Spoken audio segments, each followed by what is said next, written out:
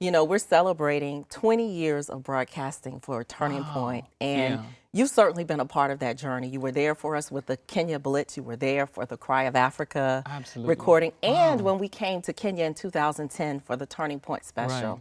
What were those experiences like for you? Um, I think God just put me in the right place at the right time. He had connected me with so many people. But I think the overall greatest thing for me was that just the feedback later that so many people had come to know the Lord. And being here at CBN finally and seeing the fruit of just so many years of laboring and the thousands of people who've come to know Jesus as a result.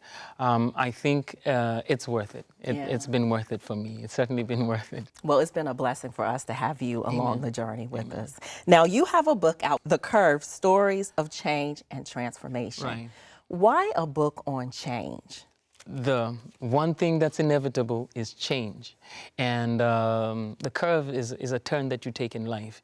And sometimes even people that you love are not prepared to go with you in the places that you go. So you need to be ready and prepared for change.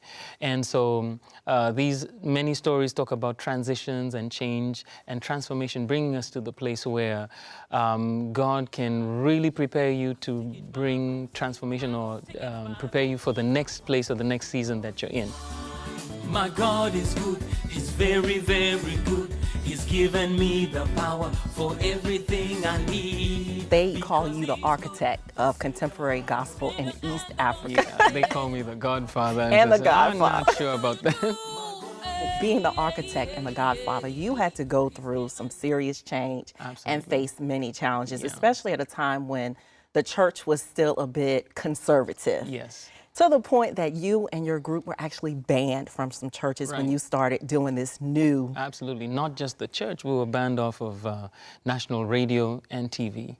And so we couldn't play or perform at many churches, sometimes not any churches. And then our music couldn't be played on the radio. What do you do when you have no outlet for what it is that God has given you? And this was the extremely difficult situation. But I was young and I believed that God had called me. Because my belief really, Holly, was that I was in high school and this came to me, is that I could change my generation if I could only speak the gospel in a language that they understand. And the young people understood music.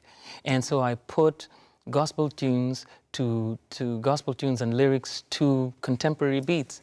This caused a serious problem with us, and we were banned. It was hard. There was people wouldn't pay us because, we can't pay. The gospel's supposed to be free. What was the one key, let's say, that helped you navigate through? In the book you talk about the sort of the bull and Right. the things you come up against Yes. that won't relent. But somehow you were able to succeed because now we're more than 20 years Yes. later in your Right. music ministry. Right. What was that key for you in terms of pressing through that and making the change and transformation? I don't know that I can say there's one key, but certainly one of the ones that is staying faithful to the vision, staying faithful to the call. Sometimes you can't see you can't see the result of what you do. I just remember this week while I was here, we were in Uganda and we'd been called to this place, and it was just one bad experience after another. The first concert was a disaster. Second concert, there was it was in a beach resort, and there was like two couples or maybe, and some kids who were playing, and we just said, okay, I'll just do 5 songs, and we'll treat this as a practice session. Let's just do Wow. this. And so a couple of years ago, this is 20 years after this experience, a couple of years ago, I was at a conference in Nairobi. This lady walks up to me and says, do you remember there was this place you were at in Jinja?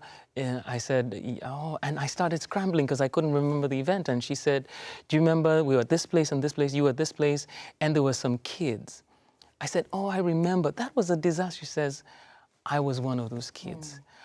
I heard the message. You came back to Uganda. I bought your tapes, a cassette tape still. I followed your ministry. Oh, I'm gosh. now married with kids. I gave my life to the Lord. She said, thank you for being faithful. Wow. If there's one thing, I mean, this is 20 years later, Holly, and sometimes we give up because, what is it all for?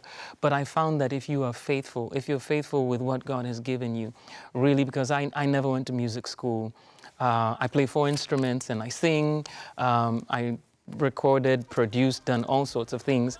And then now I'm an author, Yeah. writing books. I said, with the gifts that God has given me, let me be faithful. Let me be faithful. Let me be faithful what God has given me. And let's see what God can do.